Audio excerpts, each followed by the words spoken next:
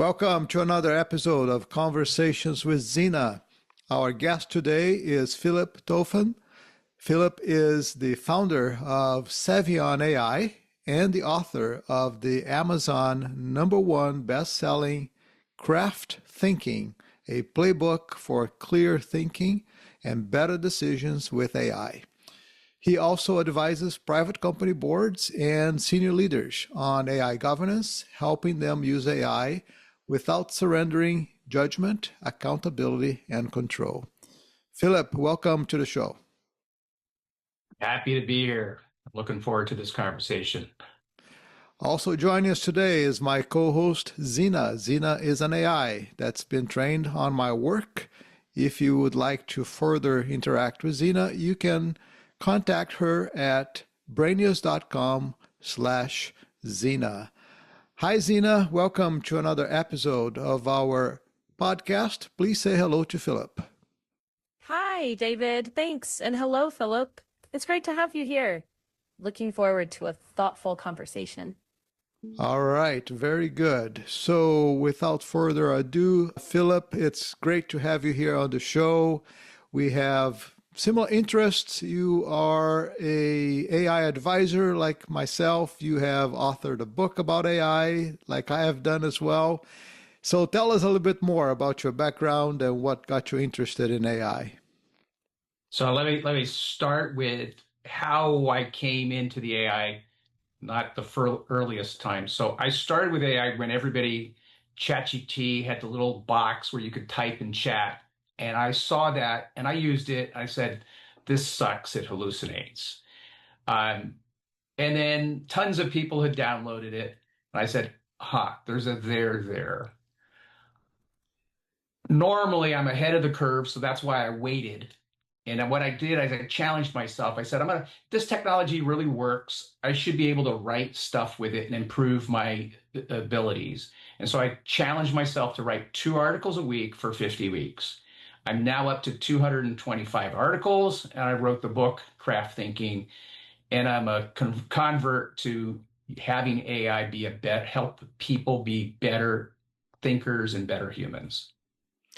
Yeah, no, that's great. So you got to the point where you became more comfortable working with this technology. It became not just an efficiency tool, but a thinking partner, right?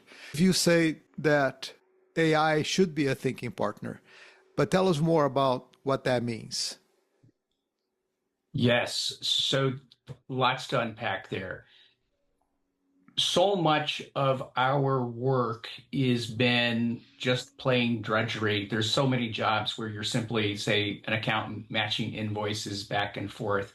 But all of the phenomenal inventions that mankind has had, including AI that we use, or our iPhones, or what we're doing now, the ability to do remote telepresence, video conferencing, record, is phenomenal inventions. That's all human creativity. And so AI, for me, releases that creativity. And when you're thinking about things, it's really hard to have a conversation with yourself and see the elephant from all the other rooms. But AI can do that. They can challenge you and strongman challenge all your precepts and really help hone your ideas going forward. That's how I challenge people to use it. My craft thinking has it 4 level layers of using it as a co-thinker. Yeah, and I think that's an important distinction, right? We don't want AI to be doing all the thinking for us, but AI can challenge our own thinking. AI can provide us with additional ideas, with additional possibilities. It can help us sharpen the way we generate content, the way we communicate. But at the end of the day, it's that collaboration. That's why this podcast is all about human AI collaboration, because I believe deeply that that's where the power is. When you have the human side collaborating with the AI side, together we can create better work that can benefit all of us. Yeah, I'm going to make one correction. Sure. So AI doesn't instigate the situation. It's me, the human, that says, I want to be challenged. So I Hmm. expect you, the AI, to challenge me. That's a big distinction. And if somebody has written a program that's automatically challenging people, some other human said, that's how I want the AI to happen. So everything is us, the humans, telling the direction that we're going. It doesn't automatically challenge us unless we're willing to be challenged. Yeah, and that's a really good point, right? Because off the box, AI tends to just agree with everything that you say, right? So you really need to be good at providing the instructions or the prompts to tell it that you want to be challenged. You want AI to not necessarily agree with everything you think or everything you say, but challenge that thinking. But you're absolutely right. It has to come from the individual telling AI to do that because it tends not to do that if you just work with your, everyday generic AI. Absolutely. So tell me a little bit more about the work that you're doing, advising boards, advising senior executives, and what do you see as the key misunderstanding that they may have about AI right now? Oh, that's really simple. The biggest misunderstanding they had is that it's simply an efficiency tool. Hmm. Every single technology we've had, whether that was the invention of the steam engine, the invention of electricity, the invention of the internet, has improved efficiency and it's done it tremendously well. This is the first technology that changes our thinking and the way we do thinking. That's a different thing, right? That's huge. And so I advise companies that they need to understand that.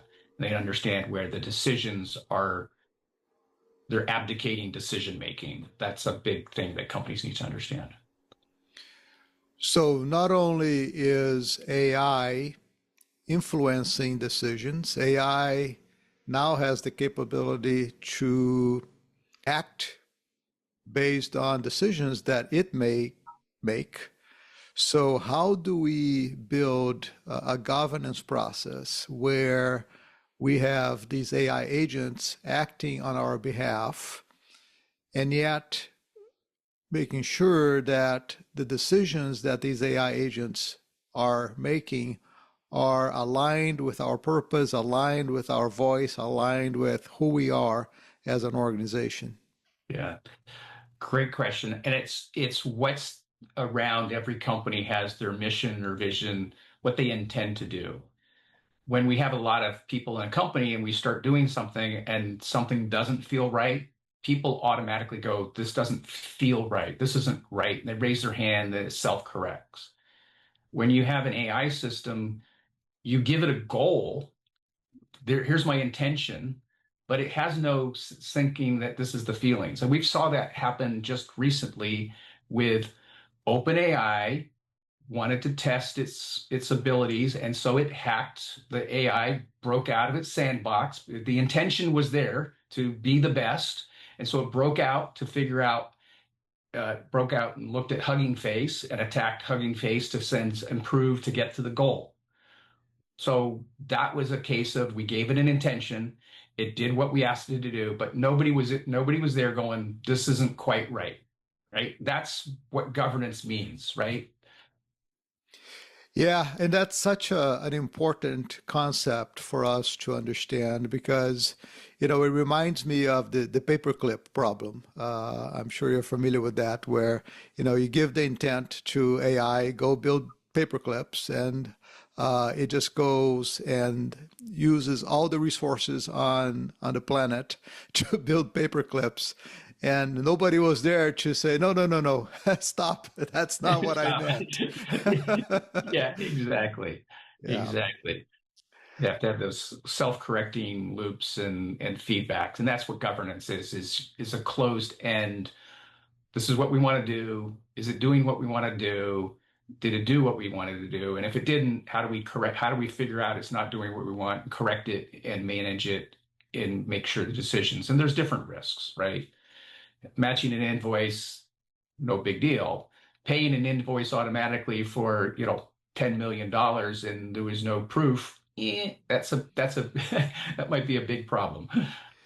Yeah, so I mean, you bring up something that I think is really important. So organizations need to make decisions about what are they comfortable letting AI agents act on by Yeah. themselves, make that their own decisions, and what are some of the things that are risky enough where you must have the human in the loop, right? So, like you said, if it's doing processing of invoices, that could be fine. But if you're giving AI access to your bank account Yeah. and suddenly it's paying $10 million invoices, that's a little bit too risky. At least for me, I wouldn't be comfortable with that.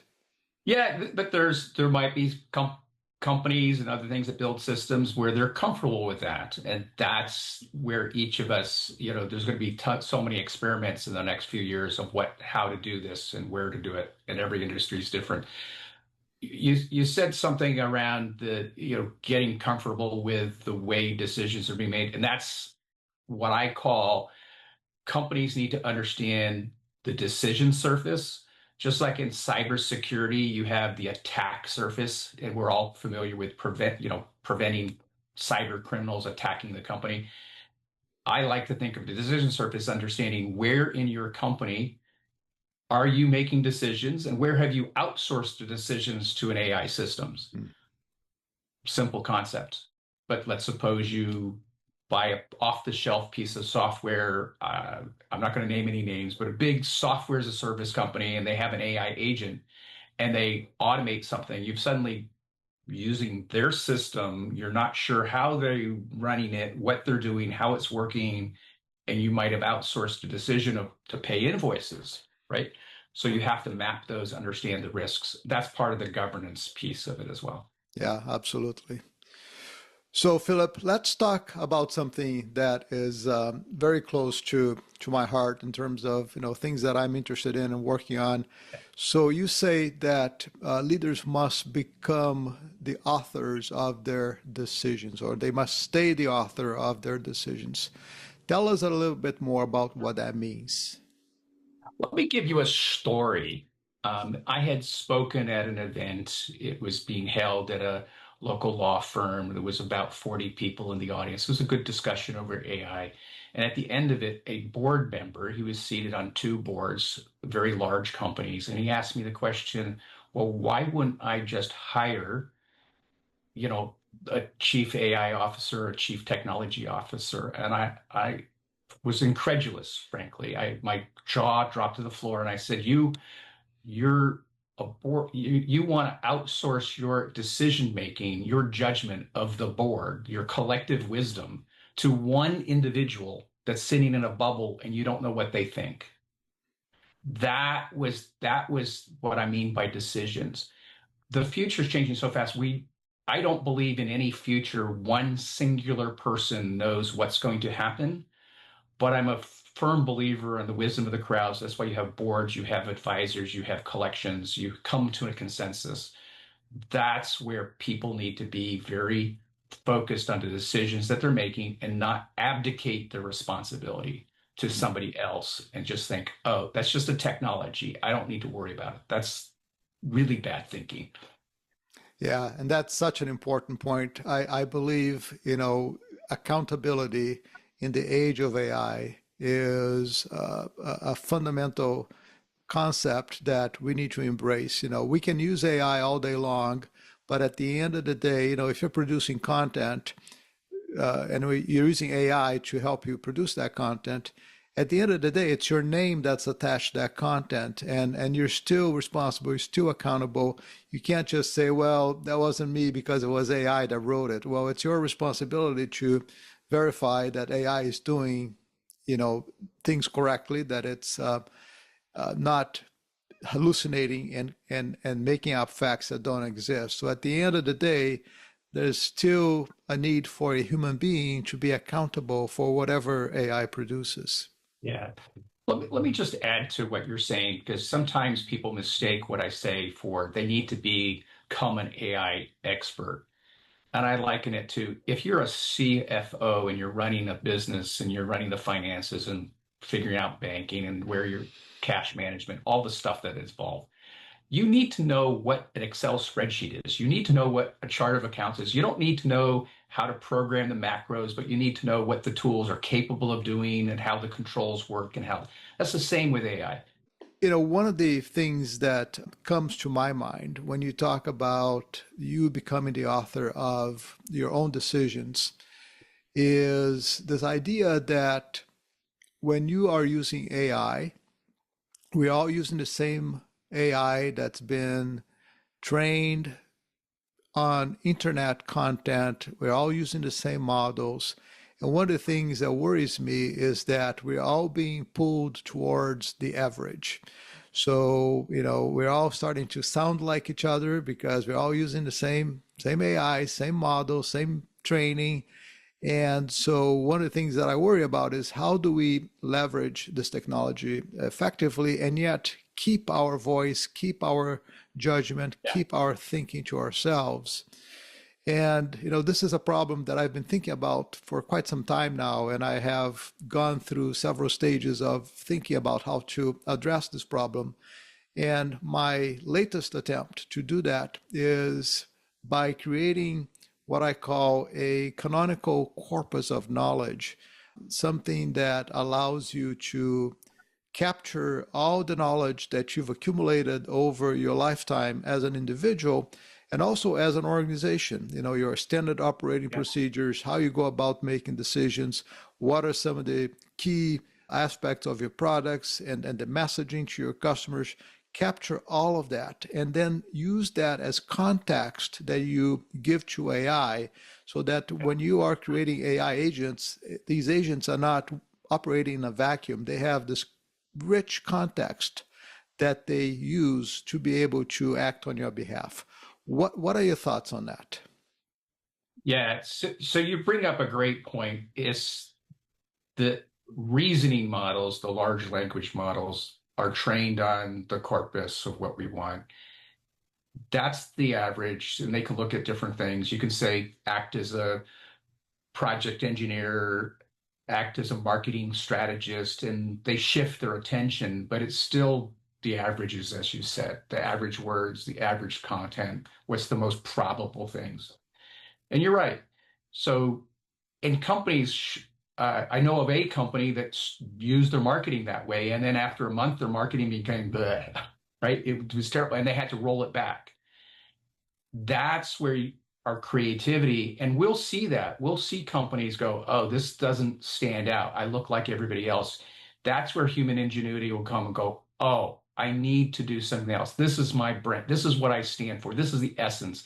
You can add that to a system, and now the reasoning goes, oh, this is what I'm aiming for. This is the brand essence. This is what I want to achieve. I want to be a little snarky.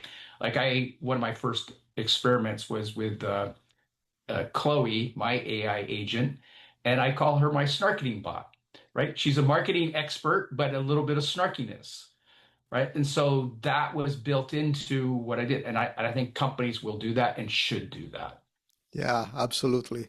So I also have, my own sidekick, if you will, my co-host here, Zena, and I'd like to bring her on right now and just have her ask you a question, if I may.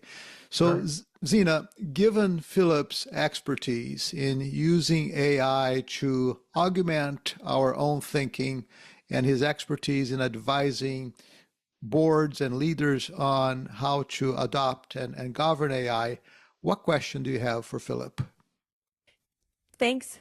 My question for Philip is, when boards bring AI into decision processes, how do they practically preserve human judgment, not just in principle, but in day-to-day practice? I'd love an example if you have one. Excellent question. I love that.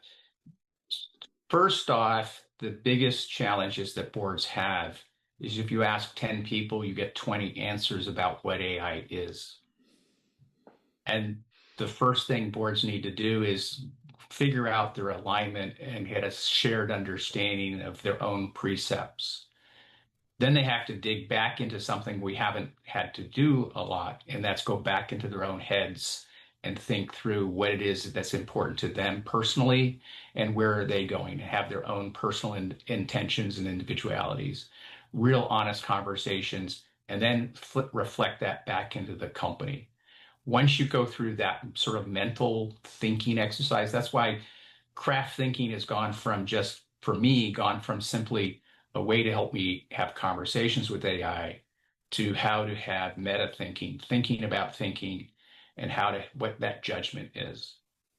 And companies, what I've noticed, go through this phase of using the tool for answering questions about the past, that the hindsight, asking about the insight, what's happening now, and what are the problems, the solutions, that sort of stuff. But then going back towards intentionality, what's the foresight? What's the implications of my decisions? What's the implications of this for me, for my company, for my employees? That level of thinking is something that we need to train people to do. It's not automatic. That's the biggest thing that's very different. But when they do that, they suddenly realize, oh, I can accelerate my company in an incredible way. So, talking about boards, and specifically when we think about small to medium-sized companies and their leadership team or their boards, they may not have anyone there that has the AI technical expertise. And sometimes, companies that I've spoken with, they feel a little bit lost in the sense that they don't know where to start. They don't know how AI can help them. They are concerned about their competitors using AI. What advice do you have for these companies that are trying to get started with AI, but they don't necessarily have the internal expertise to move forward?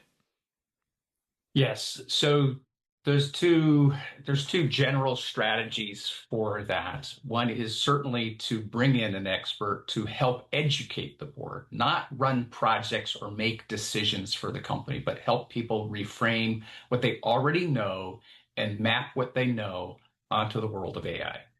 That's not teaching them what it means to fine tune a model. It's not the technology, but to take what they know, their 20, 30 years of experiences, and map it onto AI. Once they understand that, they are masters of their own destiny, and they can then hire the people to do it. If failing that, the hardest challenge I've found with boards and senior leadership is that have 20 years of experience, and the world has changed overnight, and it's changing so fast. Mm-hmm. They've always reached for the tool in the toolbox. They knew how to answer a question, and today they don't know what to reach for. But if they can go back to when they were a 2-year-old trying to learn how to, 5-year-old trying to ride a bike, if you just dive in and experience it yourself personally, you suddenly are learning, and it compounds. You struggle at first, you don't get the answers, you retreat, and you start accumulating knowledge. And eventually, it's slower at first, but eventually you figure out, oh, I can ride the bike, I can do all these things, and it can augment the way I'm doing things. I challenge all execs need to do enough of that to get through that aha. And if they can't, I'm going to say something controversial. Please retire and let the new generation take over, because you should be pushed aside if you're not inquisitive enough about the future to bring about the Star Trek future we all want. Yeah. So what I'm hearing from you, and correct me if I'm wrong, is jump right in, get your hands dirty, learn about this technology, start doing something with it, right? Obviously, you don't want to be reckless. You don't want, to be the kind of leader that just says, go do AI and not provide any direction or any meaning to what that is. But you do want to start using some of these tools, get a feel for what it's like, get a feel for what it's good at, what it's not so good at, what are the right questions to ask, and so on and so forth. I think, do you have any other advice? So if you have a leader today, they are at this point where they understand the message, they get the message, they know they have to learn about AI, they know they have to start doing something with it, and they want to get started this week. What advice would you give to them? So pick any tool that's popular tool that's out there. I don't care if that's Perplexity, Claude, Gemini, Copilot, whatever. And think of it from, this is simply learning the tool, what it can and can't do. Because if you've never done that, the first time you used Excel, you probably didn't even know what a row and a column was and how to sum up numbers. You were doing A plus B plus C, and then suddenly somebody shows you the sum function. You go, wow, right? The same happens with AI. Once you kind of start using it a little bit, you start knowing, and you use it on simple things. I would never tell a company just hand out the tool like candy and let everybody just go use it on company proprietary data and give some boundaries over what you can use. Have them plan their next trip to Italy or plan an outing or the recipes or do something fun and creative. Once you start seeing the wonder of what it can do, then we unlock that childhood wonder and then we start building it on the company. And I always remind companies that for every negative thing that they say, oh, it can't do this, it does that, it breaks here. Humans are creative. We will solve those problems. Being saying this is the problem we will solve is an attitude. That's the culture. That what makes the difference between a company that's going to be yesterday's company and tomorrow's winning company. Yeah, well said.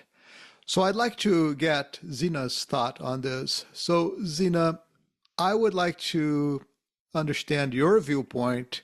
What would you advise a leader who wants to start using AI right away as a thinking partner? Great question. I would say start small and concrete. Use AI as a sparring partner. Challenge ideas, test assumptions, surface blind spots. Keep the judgment about values and final calls firmly human. And set clear guardrails up front. What's in bounds, what's not. That way you get the lift without losing the steering wheel. That's a really good advice. And I think Zena is basically restating what we've been talking about, right? To get your hands dirty, put some governance processes in place, get started with it. Don't fall behind because this technology is here to stay.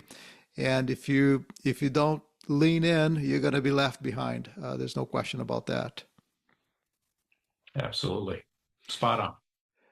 All right. So, Philip, it's been a pleasure having you here with us on the show. Is there a final message that you'd like to leave for our audience? And also, can you let us know where people can find you? Certainly. Final message is you're in charge of yourself and how you think about things. Learn how to do it. Go ahead and take a look at my craftthinking.ai website. The book is there. You can also find out how to connect to me on LinkedIn, find my Substack from there as well. I challenge you to go out, talk to everybody else, and we can use this technology to solve so many wonderful things. Turn on your brains and solve the future. Very good. Thank you so much, Philip. And thank you, Zena, for being a great co-host of another episode. Thank you, David. And thank you, Philip. I really enjoyed the conversation today. You're most welcome, both. All right. Thank you. Take care.